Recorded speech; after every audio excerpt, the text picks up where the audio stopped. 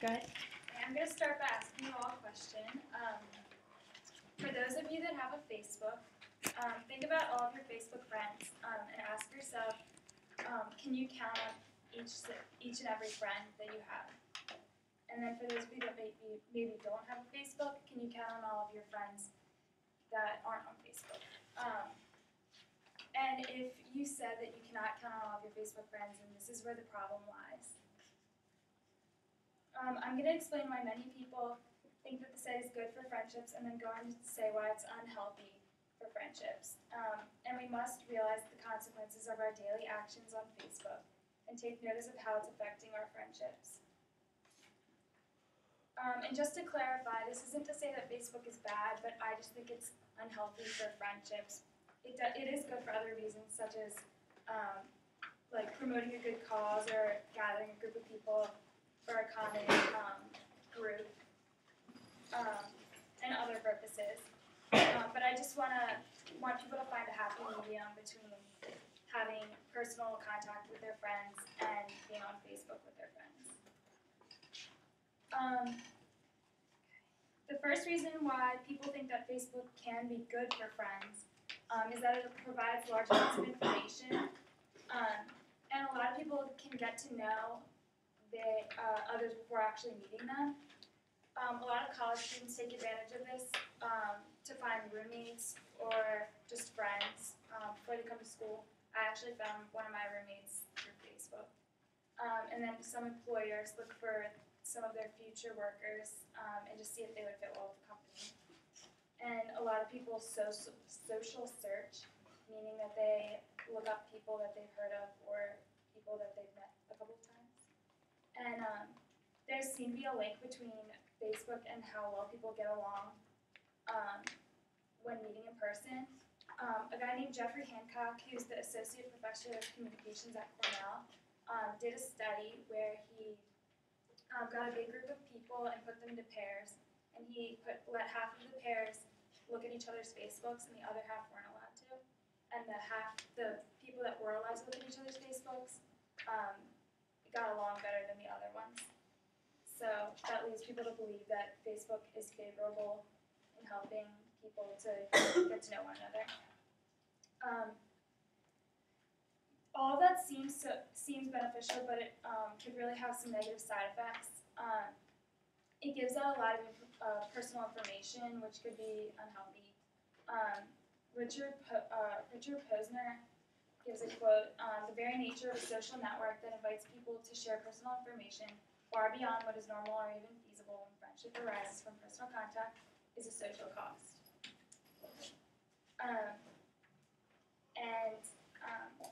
The site takes away from the ability to decide what information to reveal and when. So basically, you could learn in 5 minutes everything about a person, where they're from, their favorite music, or like their interests, anything. When really, without Facebook, that would take a really long time to learn about a person.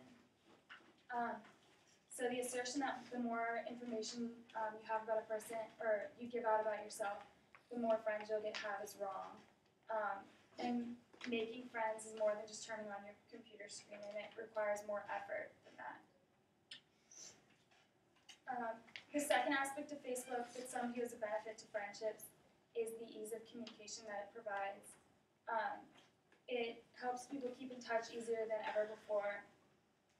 And many think that face-to-face contact with somebody is not necessary because they feel that like emotions can be properly translated through the site. But that's the extent, I feel like, of the emotions that you can convey through Facebook. They also believe that friendships don't require any personal contact. And they think that it's easier to just communicate through Facebook rather than to have to meet up in person.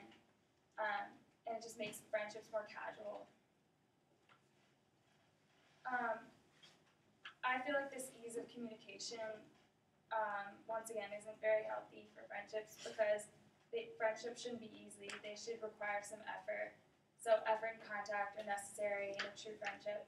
And emotions can't be translated through text.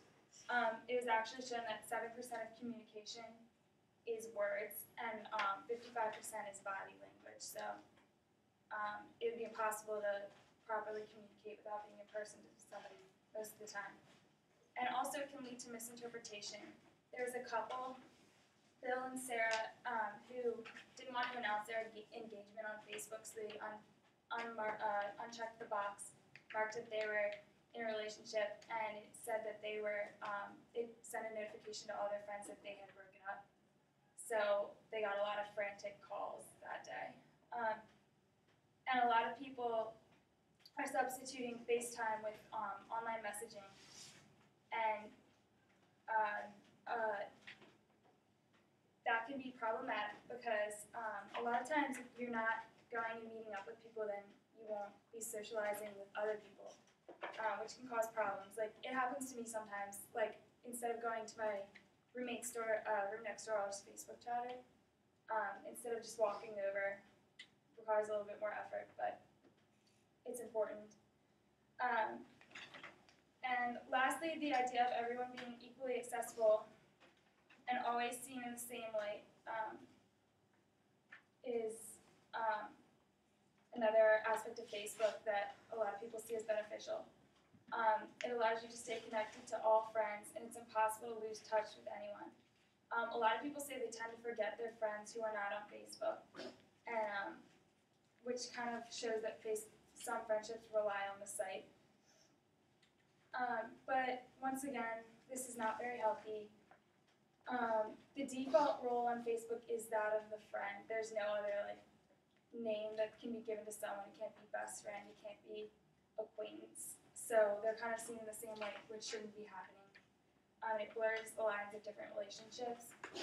And Richard Posner discovered this friendship trade that was going on. A lot of people were giving up a few close relationships that they had with people for hundreds of friends on Facebook instead that they weren't as close with. So that became problematic. And just to conclude, Facebook provides a lot of information that can be unhealthy, takes away personal contact in friendships, and makes everyone viewed in the same light rather than closer friends and acquaintances.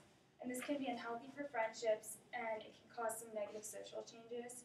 And I hope that you're all more aware now of how you use Facebook and want to try to change the way you use the site to make it better for your relationships in the future.